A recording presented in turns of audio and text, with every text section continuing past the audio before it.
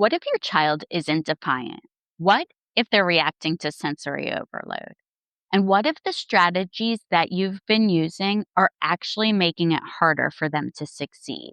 This is especially important during this week, during Neurodiversity Awareness Week, because when we look under the behavior, everything can change. If you want my free guide, When Big Feelings Explode, a Parent's Response Plan, to help you look at what's underneath your child's behavior and how to respond, grab it in the description below. Let's begin with this clip. Come on, get your shoes on. We gotta go. I can't. My socks. Looks like defiance, right? What if the shoes or socks feel tight? What if transitions are hard? What if their nervous system is already overloaded?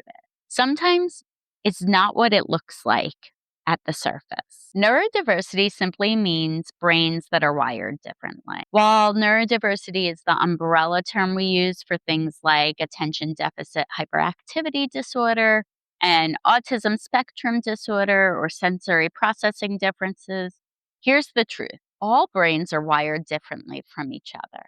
And without getting on my soapbox, that is a pretty great thing. We need different types of brains to think different, to come up with different solutions, to see the world differently. But here's what I really need you to hear.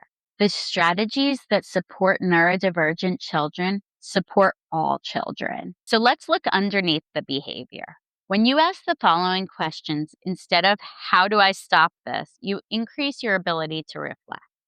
So ask yourself, is this sensory?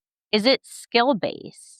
Is the nervous system overloaded? Is this connection seeking? If we're not asking these questions and we're assuming based off of our experiences, your nervous system might interpret the child's behavior as a threat and not what it really is. And that doesn't make you a bad parent. It makes you human.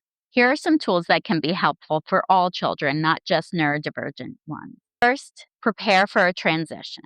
5-minute warnings, visual timers, visual charts so your child can see what the plan is for the day can be really helpful. Second, do a sensory audit. What does your child avoid? What do they seek out? And then third, have a co-regulation script on hand. I see this as hard. I'm here. Let's figure it out. Every child deserves to be understood and not forced into a box society expects. So when we support neurodivergent children, we create homes that are calmer, safer, and more connected for everyone. If this resonated with you, download the free guides below and don't forget to hit like and subscribe.